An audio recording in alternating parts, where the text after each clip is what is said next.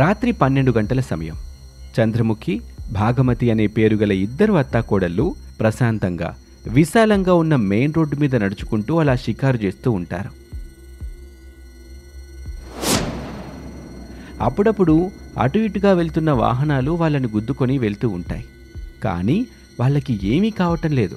ఎందుకంటే ఆ అత్తాకోడలు ఇప్పుడు మనుషులు కాదు, దెయ్యాలన్న మాట. అదేనండి, వీళ్ళిద్దరూ దెయ్యం అత్తాకోడలు. అత్తయ్య, ఇక్కడ బాగుంది, ఇక్కడ కూర్చుందామా అని చెప్పి దిక్కులు చూస్తూ ఉంటుంది కోడలు దెయ్యం. అది గమనించిన అత్తగారు దెయ్యం, ఇక్కడ కూర్చుందామని చెప్పి అలా దిక్కులు చూస్తావేంటే, దిక్కుమాలిన ముఖం వేసుకొని కూర్చో. నేనంటే కోడల్ని కాబట్టి కింద కూర్చుంటాను. నువ్వు అత్తవి కదా అత్తయ్య, ఎలా కూర్చుంటావు కింద?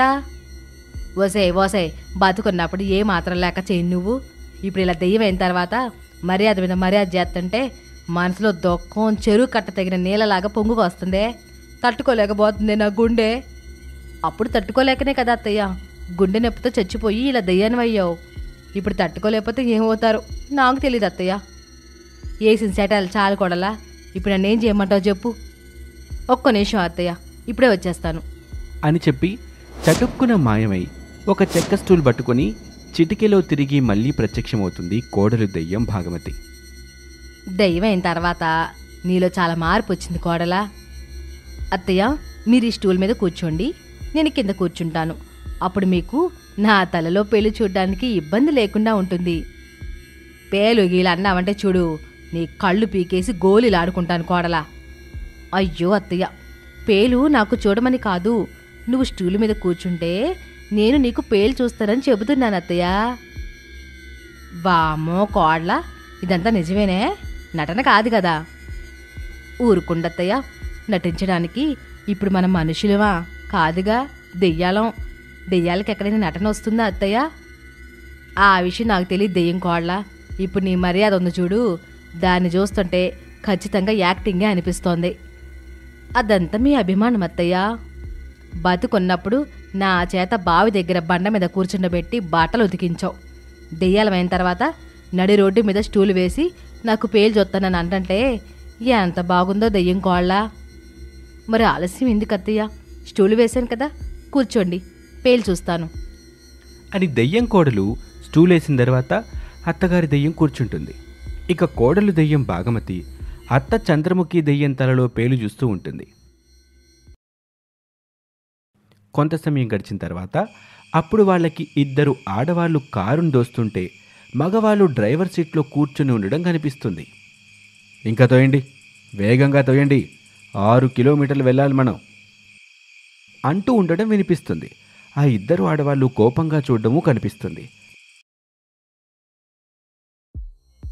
చూసావా అత్తయ్య, మగవాడు కారులో కూర్చుంటే పాపం ఆడవాళ్ళు కారుని ముందుకు తోస్తున్నారు. ముందుగా వాళ్ళు కారుని ఎందుకు దోస్తున్నారో తెలుసుకుందాం కోడలా, ఆ తర్వాత మగవాడికి తగిన బుద్ధి చెబుదాం.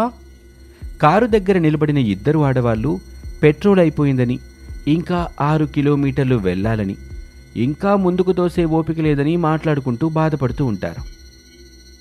కారు దిగిన మగవాడు ఒక పెట్రోల్ తీసుకొచ్చే డబ్బా పట్టుకుని వాళ్ళ దగ్గరికి వస్తాడు. సారీ, మీ అత్తాకోడలిని చాలా కష్టపెట్టాను. సరే, ఒక పని చేయండి, మీరు కారులో కూర్చుని డోర్ లాక్ చేసుకోండి, నేను ఎలాగోలా వెళ్ళి పెట్రోల్ తీసుకొస్తాను అని చెప్పడం ఆ దెయ్యం అత్తాకోడలిద్దరూ వింటారు, జాలి పడతారు.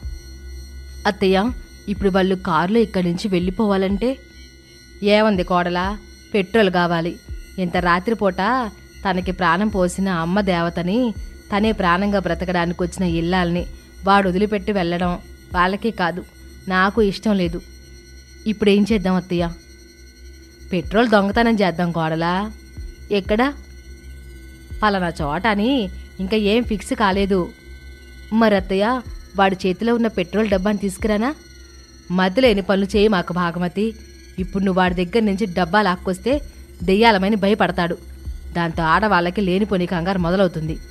అవసరమా దెయ్యం కోళ్ళ అని చెప్పగానే దెయ్యం కోడలు ఏమీ మాట్లాడకుండా ఉంటుంది. ఆలస్యం చేయకుండా అక్కడ దెయ్యం అత్తాకోడళ్ళు మాయమవుతారు. కొంత సమయం తర్వాత ఒక ఇంటి దగ్గర ప్రత్యక్షమవుతారు. ఆ ఇంటిని చూశాక దెయ్యం కోడలు ఇలా అంటుంది. అయ్యో అత్తయ్య, పెట్రోల్ దొంగతనం చేద్దామన్నారు కదా, మరి మనింటికి తీసుకొచ్చారేంటి? నువ్వు ఇప్పుడు చూడాల్సింది మనింటిని కాదు, మనింటి పక్కనున్న పెట్రోల్ ట్యాంక్ నడిపే అప్పాజీ ఇంటిని. వర్రెవ్వ అత్తయ్య, దెయ్యమైనా ఈ విషయం భలే గుర్తు పెట్టుకున్నారు. నాకు అసలు గుర్తుకే రాలేదు తెలుసా?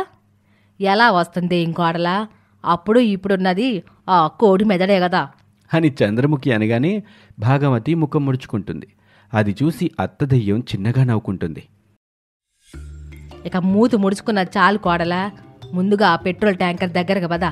అప్పాజీ లేవకముందే మనం పెట్రోల్ని దొంగతనం చేసుకుని వెళ్ళిపోవాలి అనగానే దెయ్యం కోడలు ముడిచిన మూతిని తీసేసి దెయ్యం అత్తా కోడలిద్దరూ కలిసి అప్పాజీ పెట్రోల్ ట్యాంకర్ దగ్గరికి వెళ్తారు. నేను వాడి దగ్గరున్న పెట్రోల్ డబ్బాని తీసుకొస్తానని చెప్పాను, మీరే వద్దన్నారు. ఇప్పుడు మనం పెట్రోల్ని ఎలా దొంగతనం చేస్తామత్తయ్యా? ఎలా ఏమందే, నువ్వు పడుకొని కప్పలాగా నోరు తెరు. నేను పెట్రోల్ పైప్ని నీ నోట్లో పెట్టి వాల్ తిప్పుతాను అంతే.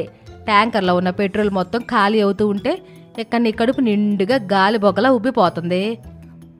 వామ్మో అత్తయ్య, గాలి బొగ్గ పగిలినట్టు నా కడుపు పగిలిపోతే దెయ్యాలి కడుపులు పగలవలే. ఆలస్యం చేయమాక, ట్యాంకర్ దగ్గర పడుకో అని చెప్పగానే దెయ్యం కోడలు పడుకుంటుంది. కప్పలా నోరు తెరుస్తుంది. ఆలస్యం చేయకుండా దెయ్యమత్త వాల్ ఓపెన్ చేస్తుంది. అంతే, ట్యాంకర్లో ఉన్న పెట్రోల్ మొత్తం దెయ్యం కోడలు నోట్లో నుంచి కడుపులోకి వెళ్తూ ఉంటుంది.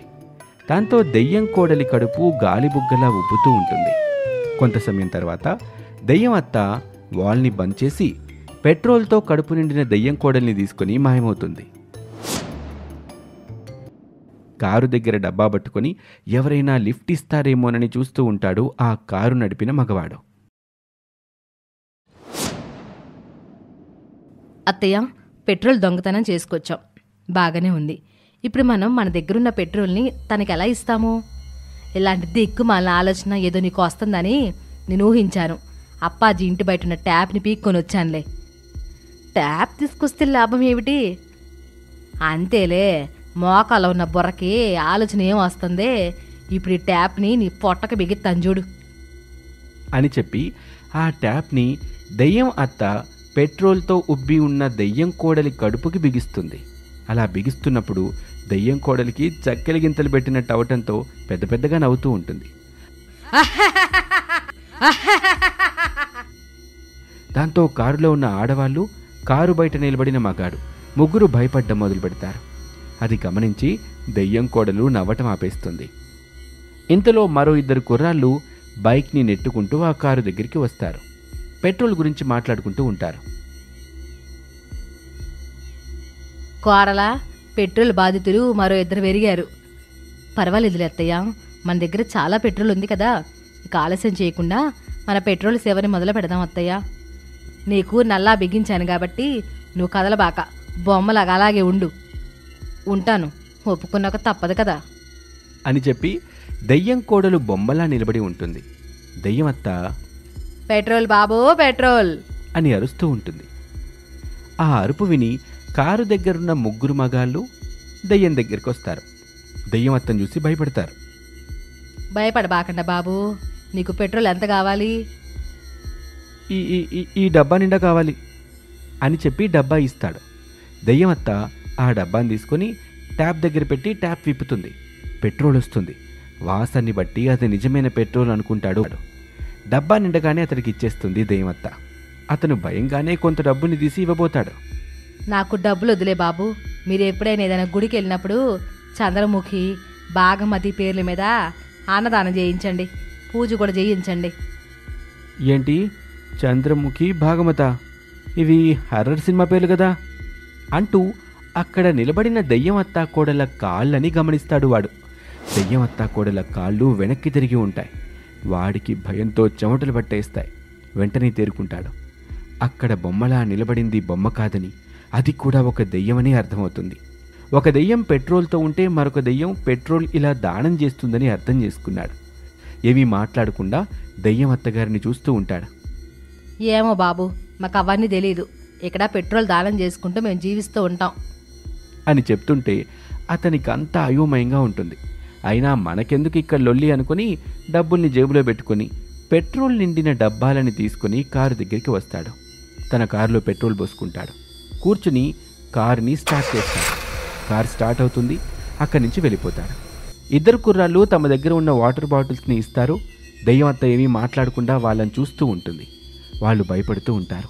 బాటిల్స్ నిండగానే వాటిని వాళ్ళకి తిరిగిచ్చేస్తుంది. వాళ్ళు కూడా డబ్బులు ఇవ్వబోతూ ఉంటే, ఎంతకు ముందు చెప్పాను కదా బాబు అని చంద్రముఖి చెప్పగానే ఆ కుర్రాళ్ళు కూడా అక్కడున్నవి దెయ్యాలు అని అర్థం చేసుకుని గబగబా బైక్ దగ్గరికి వచ్చి పెట్రోల్ పోసుకుని వేగంగా అక్కడి నుంచి వెళ్ళిపోతారు. ఇలా దెయ్యం అత్తా కోడళ్ళు ఆ రోజు నుంచి పెట్రోల్ దొంగతనం చేస్తూ అక్కడక్కడ పెట్రోల్ లేక ఆగిపోయిన వాళ్ళకి పెట్రోల్ దానం చేస్తూ మానవ సేవలో భాగస్వాములవుతారు. దట్టమైన అడవిలోని ఒక చెట్టు తొర్రలో చంద్రముఖి, భాగమతి అనే దెయ్యం అత్తాకోడళ్ళు నివసిస్తూ ఉండేవారు. ఆ చెట్టు తొర్రలో పడుకోవడానికి 2 మంచాలు, మేకప్ వేసుకోవడానికి ఒక డ్రెస్సింగ్ టేబుల్, తినటానికి డైనింగ్ టేబుల్, ఒక ఏసీ, ఒక ఫ్రిడ్జు, వండుకోవడానికి గ్యాస్ పొయ్యి, కిరాణా సరుకులతో పాటు ఒక మూల ఒక వాష్రూమ్ని కూడా ఏర్పాటు చేసుకున్నాయి. సెల్ ఫోన్లో సినిమా చూస్తున్న అత్తగారు దెయ్యం చంద్రముఖి దగ్గరికి కోడలు దెయ్యం భాగమతి వస్తుంది. అత్తయ్య, మనం ఇప్పుడు దెయ్యాలం కదా, మన అవతారాలు చూస్తుంటే తెలియడం లేదా కోడలా? మళ్ళీ మనం దెయ్యాలం కదా అత్తయ్య అని అడుగుతున్నావు. క్లారిటీ కోసం అత్తయ్య. నీకంత నమ్మకం లేకపోతే అదిగో అక్కడ అద్దం ఉంది కదా, వెళ్ళి చూసుకో. దెయ్యాలమని అర్థం అవుతుంది అత్తయ్య. అయినా మన వంట మనం వండుకోవడం ఏమిటత్తయ్య? లేకపోతే అతిలోక సుందరి శ్రీదేవి, సాగరన్య శిల్పాశెట్టి, నీలాంబరి రమ్యకృష్ణలను పిలిపించుకొని వంట చేయించుకుందామా కోడలా? అబ్బాబ్బాబ్బా, నేను చెప్పేది కొంచెం వినండి అత్తయ్య. చెప్పు, ఏమిటో? మన వంట మనం చేసుకోవడం కాకుండా ఊరి వాళ్ల చేత వంటలు తింటే ఎలా ఉంటుందో ఆలోచన చెయ్యండి. చిన్న మెదడేమైనా చిత్తి కింద ఏమిటే? ఎప్పుడు లేనిది ఊరి వాళ్ళ వంటలు తిందామని అంటున్నావు?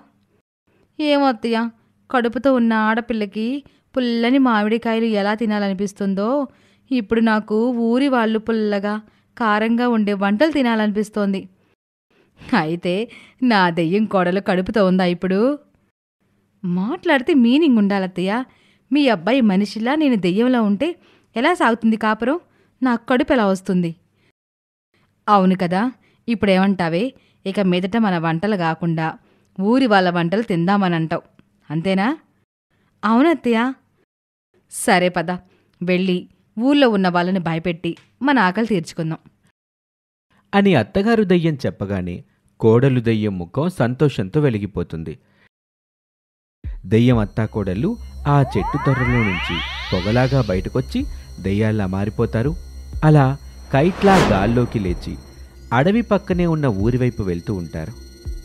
కొంత సమయం తర్వాత డాకినీపురం అనే ఊరి బోర్డు కనబడుతుంది. అత్తయ్య, ఊరి పేరు చూశారా?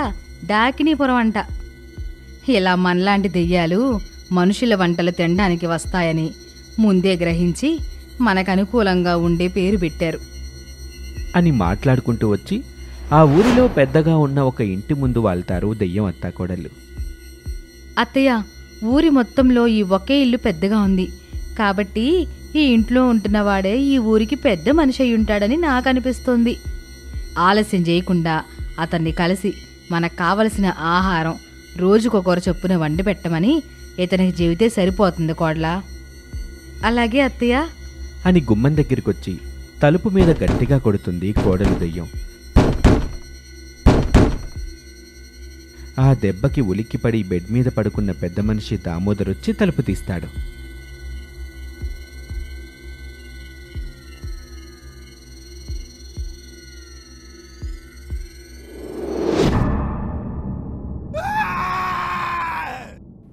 నన్నేం చేయొద్దు, నన్ను చంపకండి, మీరెలా చెప్తే అలా చేస్తాను అని అంటూ ఉండగా దెయ్యం అత్తాకోడలికి చాలా సంతోషం వేస్తుంది. మేము ఈ పక్కనే ఉన్న అడవిలో ఉంటాం. నా పేరు చంద్రముఖి, లకలకలకలక. నా పేరు భాగమతి, ఇది నా అడ్డా. ఎంతకీ ఈ దెయ్యాలకి ఏం కావాలి? మేము తినే ఆహారం ఊళ్ళో ఉన్నవాళ్ళు రోజుకొకరు చొప్పున వండి పెట్టాలి, లేదంటే ఊరు మొత్తం వల్ల కాడవుతుంది. నన్నేమీ చేయరు కదా? అందరూ అయ్యేంతవరకు నీ ప్రాణానికి డోకా లేదు, అంతవరకు హామీ ఇవ్వగలం.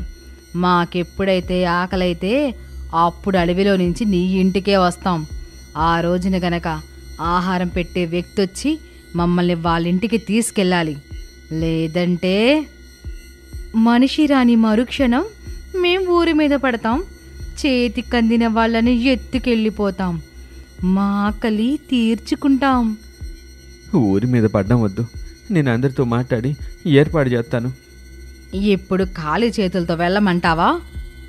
వద్దు, ఇంట్లో మటన్ కూర ఉంది, దాన్ని ఇస్తాను, తీసుకెళ్ళండి అని వెళ్ళి ఒక పెద్ద గిన్నె తీసుకొచ్చి దెయ్యాలకిస్తాడు. ఆ గిన్నెల్లో ఉన్న వాసనని చూసి మురిసిపోతూ దెయ్యాలు అక్కడి నుంచి వెళ్ళిపోతాయి. మరుసటి రోజు నుంచి దామోదర్ ఊరి వాళ్లతో మాట్లాడి రోజుకొక కుటుంబం దెయ్యం అత్తాకోడళ్ళకి వండి పెట్టేలా ఏర్పాట్లు చేస్తాడు. దెయ్యం అత్తాకోడళ్ళు రోజుకొక ఇంటికి వెళ్తూ కడుపు నిండా కమ్మని భోజనం చేస్తూ ఎంజాయ్ చేస్తూ ఉంటారు. ఒకరోజున సుందరయ్య వంతొస్తుంది. ఇంటి ముందు నిలబడి తనలో తాను ఇలా అనుకుంటాడు. భయపెడుతూ మా పొట్ట మీద కొడితే ఆ దెయ్యం అత్తాకోడలకి ఏం వస్తుంది? ఇలా అయితే లాభం లేదు. ఈ దెయ్యం అత్తాకోడలకి తగిన గుణపాఠం చెప్పాలి అని అనుకుంటూ ఆలోచన చేస్తున్న అతని దగ్గరికి తన భార్య సుజాత వస్తుంది. ఏవండి, ఆ దెయ్యం అత్తాకోడలు వచ్చే వేళ అయింది. అయితే ఏం చేయమంటావు? హారతి పళ్ళెం పట్టుకొని గుమ్మం దగ్గర ఎదురు చూస్తూ ఉండాలా? లేకపోతే బ్యాండ్ మేళం పెట్టించి ఇంట్లోకి ఆహ్వానించాలా? చెప్పు, నువ్వేం చేయమంటే అదే చేస్తాను. అది కాదండి, ఆ దెయ్యాలకి ఈరోజు భోజనం పెట్టేది మనమే, మర్చిపోయారా? వాళ్ళొక పూట తినే తిండి మనకు 6 మాసాలు వస్తుంది తెలుసా? వాళ్ళకు తిండి పెట్టిన వాళ్ళు అదే తిండిని బెచ్చం ఎత్తుకుంటున్నారు. అలాగని దెయ్యం అత్తాకోడలకి భోజనం పెట్టకుండా ఊరి మాటని కాదంటారా? పిచ్చిదానా, నేనేమీ తెలివి తక్కువ అని కాదు. నేను చెప్పినట్టు చెయ్యి. సుందరయ్య సుజాత చెయ్యాల్సిన పని గురించి చెవిలో చెప్పి అక్కడి నుంచి ఆ ఊరి పెద్ద మనిషి దగ్గరికి వెళ్తాడు. అక్కడ దెయ్యం అత్తాకోడళ్ళు ఎదురు చూస్తూ ఉంటారు. వాళ్ళని చూస్తూ లేని వినయాన్ని నటిస్తూ, ఆలస్యమైనందుకు మన్నించాలి దెయ్యం అత్తాకోడళ్ళు సరేలే బాధ అని చెప్పగానే సుందరయ్య ముందు నడుస్తూ ఉంటాడు. దెయ్యం అత్తాకోడళ్ళు వెనక నడుస్తూ వెళ్తూ ఉంటాయి. సుందరయ్య ఇంటికొచ్చేస్తాడు. సుజాత బయట అరుగు మీద కూర్చొని ఏడుస్తూ ఉంటుంది.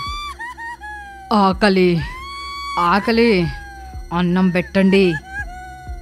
ఏం సుందరయ్య, ఈరోజు మీరే కదా అన్నం పెట్టేది, నీ భార్య ఏమిటి అలా ఏడుస్తుంది? మీ కడుపు నిండా పెట్టడానికే ఎన్నో రకాల రుచికరమైన వంటలు చేసాం. రుచికరమైన వంటకాలు అనగానే ఆ దెయ్యాలిద్దరికీ నోట్లో లాలాజలం ఊరుతుంది. ఆహా, రుచికరమైన వంట అంటూ చికెను, ఎగ్స్, బిర్యానీ, మటను ఇలా అన్నీ ఊహించుకుని దెయ్యం అత్తాకోడళ్ళు వెంటనే తేరుకుంటారు. ఆహా, రుచికరమైన వంటలు అనగానే మరింత బాగా ఆకలవుతుంది. ఆలస్యం చేయకుండా చేసిన వంటలను తీసుకొచ్చి పెట్టు సుజాత, మేం తినేసి వెళ్ళిపోతాం. ఉంటే కదా పెట్టడానికి. మీకోసం చేసిన రుచికరమైన వంటకాలని ఆ రాక్షసి తీసుకుపోయింది అని చెప్పగానే దెయ్యం అత్తాకోడళ్ళు ఒకరిని ఒకరు చూసుకొని, రాక్షసా, అదెక్కడి నుంచి వచ్చింది? ఎక్కడి నుంచి వచ్చిందో ఎలా వచ్చిందో తెలియదు కానీ నేను మీకోసం చేసిన వంటలను మాత్రం పట్టుకొని అడవిలోకి వెళ్ళింది అని చెప్పగానే భాగమతికి కోపం వస్తుంది. కోపంగానే, మేం వస్తామని తెలుసు కదా, తెలిసి కూడా ఆ రాక్షసికి భయపడి మా కోసం చేసిన వంటలని దానికి భయపడి ఇచ్చేసి పంపిస్తావా? మామూలు వంటలు కావు దెయ్యం కోళ్ళ గారు, ఎంతో రుచికరమైన వంటలు. ఇప్పుడు మీకు భయపడినట్టుగా అప్పుడు ఆ రాక్షసికి భయపడ్డాం. భయపడ్డం తప్ప ఇంకేమీ చేయలేం, ప్రాణులం కదా. దానికి ఎదురు తిరిగితే ప్రాణాలతో ఉండలేం కదమ్మా. నేను మా అత్తయ్యలాగా తెలివి తక్కువ దాన్ని కాదు, మీరు చెప్పింది నమ్మడానికి. మీరిద్దరూ చెప్పేది నేను నమ్మను. నన్నెందుకే కోడలా మధ్యలో లాగుతున్నావు? వాళ్ళు చెప్పే సొల్లు మొత్తం వింటున్నారు కదా, అందుకు. వాళ్ళ మాటల్లో నిజం ఉందనిపిస్తోంది కోడలా అని చెప్పగానే ఆ మాట విని సుందరయ్య, సుజాతలు వాళ్ళు వేసుకున్న ప్లాన్లో భాగంగా ఆ దెయ్యమత్తా కోడళ్ళు చిక్కుతున్నందుకు లోపలే సంతోషపడుతూ ఇలా అంటారు. నేను మీకు పెట్టడానికే వంటలన్నీ చేశాను, నన్ను నమ్మండి. నేను వంటలు చేసుకుంటూ తినడంలో మిమ్మల్ని మించిన వాళ్ళు ఎవరు లేరని నా భర్తకి చెబుతుండగా ఎక్కడి నుంచి వచ్చిందో ఎలా వచ్చిందో తెలియదు కానీ ఆ రాక్షసి వచ్చింది. మేం భయంతో ఉంటే మాతో అప్పుడు ఇలాగంది. ఏమంది? నేనే పెద్ద తిండిబుద్దాన్ని, నాకంటే ఎవరూ బాగా తినలేరు, నువ్వంతగా చెప్తున్నావు కదా, వాళ్ళని నా దగ్గరికి పంపించు అని చెప్పి మీకోసం చేసిన వంటకాల్ని తీసుకెళ్ళిపోయింది. అది ఎక్కడ ఉంటుందో మీకు తెలుసా? తెలుసు అని చెప్పి దెయ్యం అత్తా కోడలిని తీసుకుని అడవికి వెళ్తాడు సుందరయ్య. అక్కడ భూమి లోపలికి ఏర్పడిన పెద్ద రంధ్రాన్ని చూపిస్తాడు. వాళ్ళిద్దరూ లోపలికి చూస్తారు. కమ్మని గుమగుమలాడుతున్న వంటలు వరుసగా కనబడుతూ ఉంటాయి. కానీ వాళ్ళు చెప్పిన రాక్షసి కనబడదు. దెయ్యం అత్తా కోడలని చూసుకుంటూ తనలో తాను సుందరయ్య ఇలా అనుకుంటాడు, ఈ రోజుతో ఈ దెయ్యం అత్తా కోడల పని అయిపోతుంది. అనుకున్న ప్లాన్ ప్రకారంగా వీళ్ళ ఆ రంధ్రంలోకి వెళ్ళగానే పైనుంచి రాళ్ళు బిట్టేయాలి అని అనుకుంటూ ఉండగానే దెయ్యం అత్తా కోడలకి కమ్మని వాసనతో నోరూరుస్తున్న వంటల్ని చూడగానే ఆకలి మరింత ఎక్కువవుతుంది. కోడలా, ఆలస్యం ఎందుకు? లోపలికి వెళ్ళి ఆ రాక్షసి అంతు చూసి కనువిందు చేస్తున్న కమ్మని వంటల్ని తిందాం పదా అని చెప్పి దెయ్యం అత్త ముందుగా ఆ రంధ్రంలోకి వెళ్తుంది. ఆ తర్వాత దెయ్యం కోడలు వెళ్ళింది. అక్కడ వాళ్ళకి ఎటువంటి రాక్షసి కనబడలేదు. తిండి మీద ధ్యాసతో ఉన్న దెయ్యం అత్తా కోడళ్ళు సుందరయ్య సుజాతలు కలిసి ఒక ప్లాన్ ప్రకారంగా వాళ్ళని మోసం చేస్తున్నారు అనే విషయం మర్చిపోతారు. ఆ రంధ్రంలో ఉంచబడిన వంటల్ని దెయ్యం అత్తా కోడళ్ళు చూస్తూ మురిసిపోతూ ఆ వంటలకి చెరుక పక్క కూర్చుని కమ్మగా తింటూ ఉంటారు. సుజాత సుందరయ్యలు కలిసి రాళ్ళు తీసుకొచ్చి ఆ రంధ్రాన్ని మూసేస్తారు. ఇక దెయ్యం అత్తా కోడలు బయటకు రాకుండా అక్కడ పెట్టిన ఒక రాయికి మంత్రించిన పొర్రెను కట్టి అక్కడి నుంచి వెళ్ళిపోతారు. రోజులాగే ఆ రోజు కూడా చీకటి పడ్డ తర్వాత చంద్రముఖి భాగమతి అనే దెయ్యం అత్తా కోడళ్ళు ఆకాశంలోని మేఘాల మధ్య మురిపెంగా షికారు చేస్తూ అలా ముందుకు వెళ్తూ ఉంటారు. అత్తయ్య, ఇప్పటికిప్పుడు నారదుడు ఎదురుపడితే ఏం చేస్తారు? 2 చేతులు జోడించి దండం పెడతాను కోళ్ళ. అవునులే, కింద పిండం పెట్టించుకోవడం, పైన దండం పెట్టడం, ఈ 2 కదా తమరికి తెలిసినవి. పోనీ నువ్వైతే ఏం చేసేదానివి కోడలా? ఏముంది అత్తయ్య, అడ్డు తప్పుకొని నారదుడికి దారిచ్చేదాన్ని. నా కోడలకి అన్నీ నా తెలివితేటలే వచ్చాయి. ఇంకా నయం, మీ పొట్టితనం, లావుతనం, గడుస్తనం రాలేదు. అంటే ఏమిటి నీ ఉద్దేశం? అబ్బబ్బబ్బా, మీలాంటి అత్తయ్య నెవర్ బిఫోరు, ఎవర్ ఆఫ్టరు. సరేలే కోడలా, చేసిన షికారు చాలు, వెళ్ళి మన పార్కులో కూర్చుందామా? మనలాంటి దెయ్యాల కోసం కూడా పార్కు కట్టించారా అత్తయ్య? ఎవరో ఆ పుణ్యాత్ములు. నేటి కాలంలో పాపాత్ములున్నారు, కబ్జాదారులున్నారు, కానీ పుణ్యాత్ములు ఎక్కడున్నారే కోడల. మరి మన పార్క్ అన్నారు కదా అత్తయ్య? మన పార్క్ అంటే దెయ్యాల కోసం ప్రత్యేకంగా కట్టిన పార్క్ అని కాదే, మరి పిశాచాల కోసం కట్టిన పార్క్ అని అర్థమా? నీ సగం బుర్రతో నేను ఏగలేనుగా నేను వెళ్తున్నాను, ఏమి మాట్లాడకుండా వెనకాలొచ్చేయి. అంటే మీ అడుగులో అడుగు వేసుకుంటూ, అంతే కదా అత్తయ్య?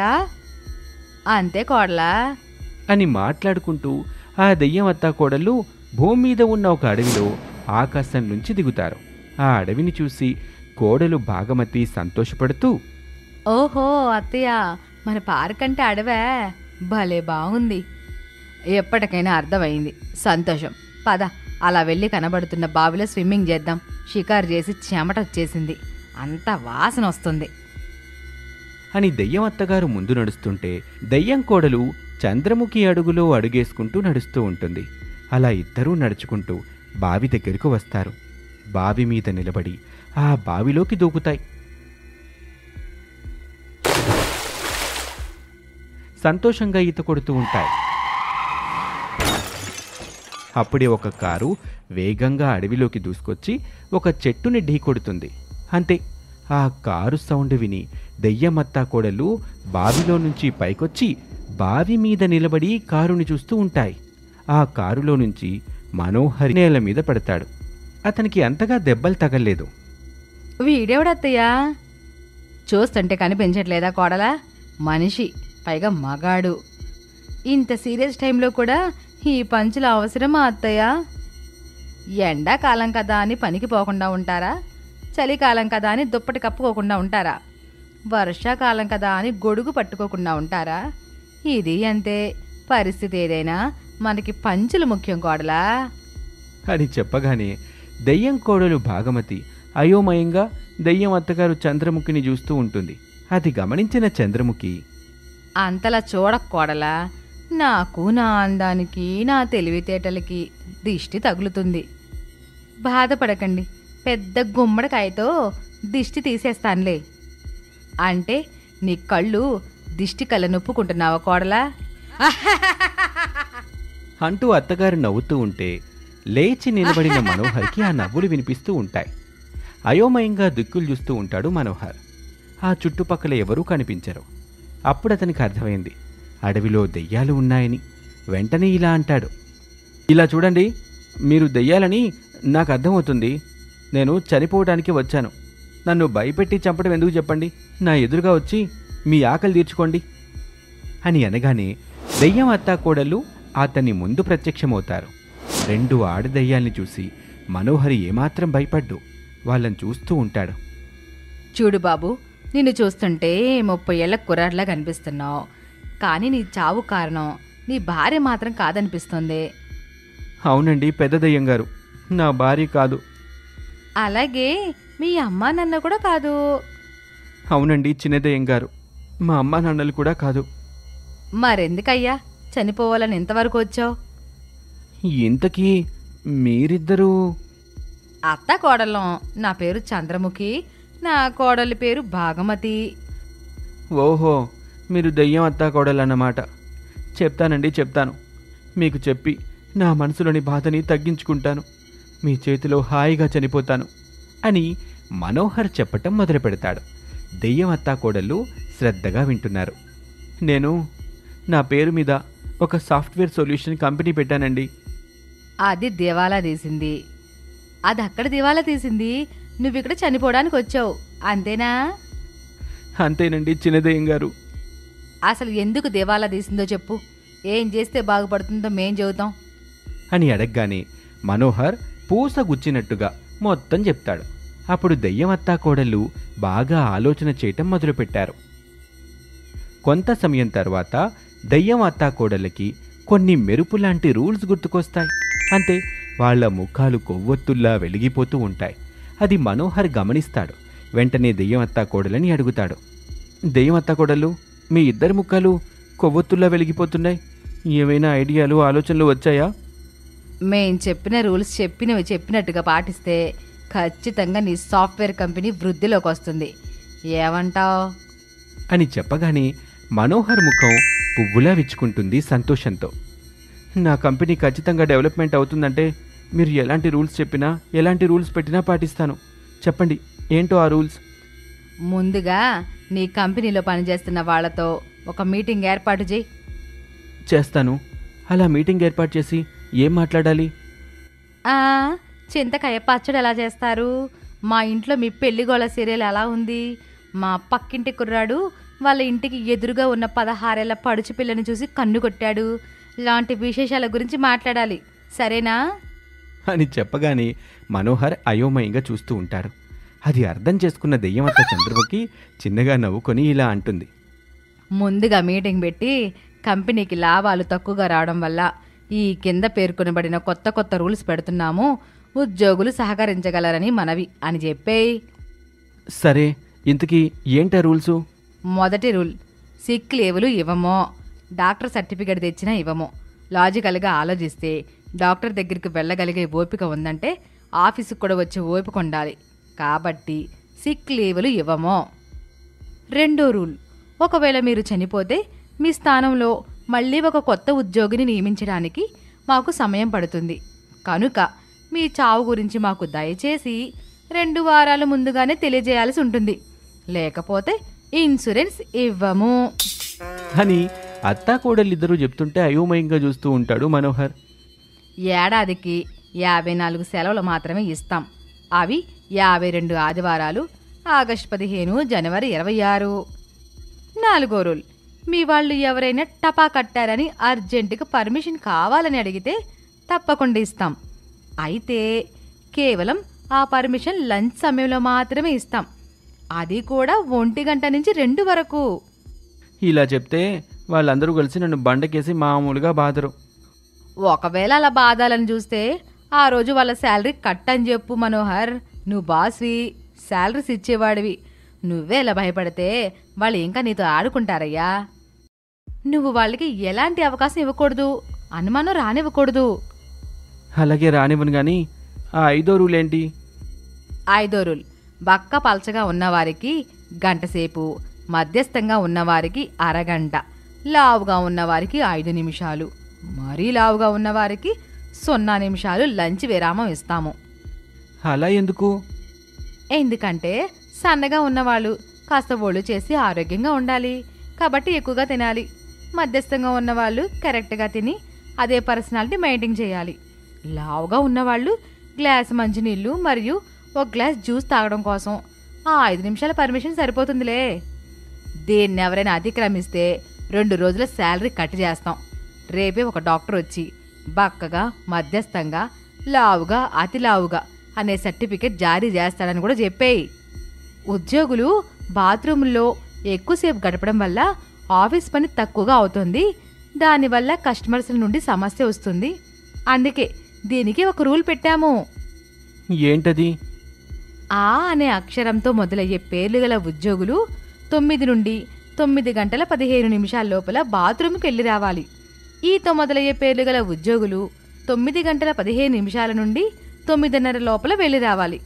ఒకవేళ మీకు కేటాయించబడిన సమయంలో బాత్రూంకి వెళ్ళి రాకపోతే బాధ్యత మాది కాదు. మళ్ళీ మీకు కేటాయించబడిన సమయం వచ్చేదాకా వేచి చూసి అప్పుడు వెళ్ళాలి. అత్యవసర పరిస్థితుల్లో ఉద్యోగులు ఈ వేళను వేరే ఉద్యోగికి ఇవ్వబడిన వేళలో మార్పు చేసుకోవచ్చు.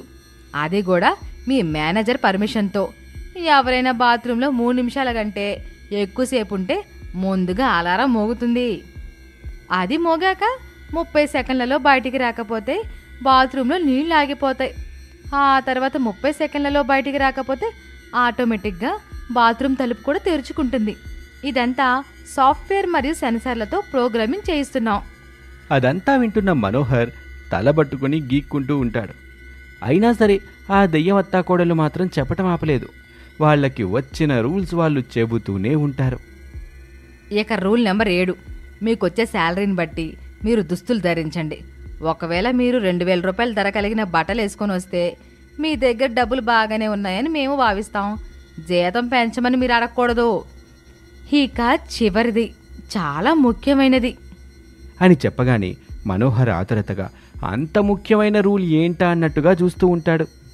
మీ యొక్క సలహాలు, సూచనలు, అభిప్రాయాలు, అనుమానాలు, తిట్లు, ఆవేశాలు, ఆక్రోశాలు, సమస్యలు, ఇరిటేషన్లు దయచేసి మాకు పంపకండి. ఎందుకంటే మేము ఏ విధమైన సహాయము చేయలేము అని రూల్స్ పెట్టు. ఖచ్చితంగా నీ కంపెనీ ఎలా వృద్ధిలోకి వస్తుందో చూడు అని చెప్పగానే మనోహర్కి అంతా అయోమయంగా ఉంటుంది. ఇంకా ఎందుకురా ఇక్కడే ఉన్నాను అనే ఫీలింగ్ అతనిలో కలుగుతుంది. చేతులు జోడించి, మీ దెయ్యం అత్తాకోడలికి ఓ దండం, మీరు పెట్టిన రూల్స్కి 2 దండాలు అని చెప్పి అక్కడి నుంచి పారిపోతాడు. అది చూసి దెయ్యం అత్తాకోడలిద్దరూ నవ్వుకుంటూ ఉంటారు. ఇది సరదాగా నవ్వుకోవటానికి తప్ప ఎవరిని ఇబ్బంది పెట్టాలన్నది మా ఉద్దేశం కాదు. ఈ కథ మీకు నచ్చితే మా ఛానల్ని సబ్స్క్రైబ్ చేసుకోండి. అలాగే మీ అభిప్రాయాన్ని కామెంట్ రూపంలో చెప్పడం మర్చిపోకండి. Thank you for watching.